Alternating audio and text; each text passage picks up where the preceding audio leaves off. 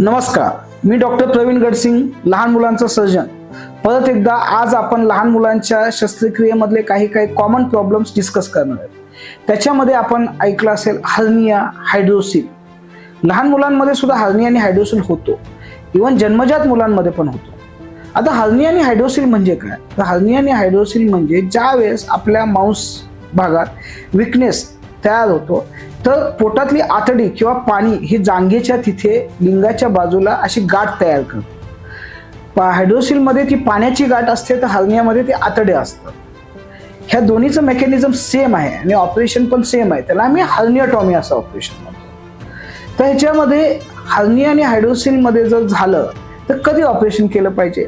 हायड्रोसिलला आपण 1 वर्षापर्यंत, वयाच्या 1 वर्षापर्यंत वाट बघू शकतो, पण हर्नियाला जन्मताच किंवा ज्या दिवशी समजेल जितक्या लवकर होईल तेवढं ऑपरेशन केलेलं चांगलं असतं। का?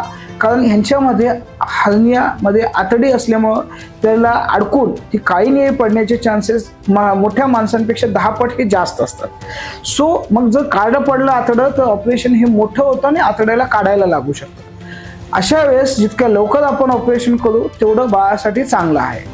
आता ही हर्निया आणि हायड्रोसिल आता प्रगत तंत्रज्ञान, चांगल्या प्रकारचे भूल आणि व्यवस्थित पीडियाट्रिक सर्जरीचे इक्विपमेंट्स आणि इन्स्ट्रुमेंट्स असल्यामुळे एका दिवसामध्ये पेशंट घरी जाऊ शकतो आणि त्याच्या सर्जरीमध्ये बाळाचे धोके खूप कमी होतात आणि बाळाला ही बिन टाक्याची शस्त्रक्रिया होऊन जाते। सो हर्निया आणि हायड्रोसिल बद्दल कळाल्यास, काही प्रॉब्लेम असल्यास तुम्ही त्वरित आपल्या जवळच्या पीडियाट्रिक सर्जरी सेंटरला चौकशी करावी आणि लवकरात लवकर त्याचा इलाज करून घ्यावा।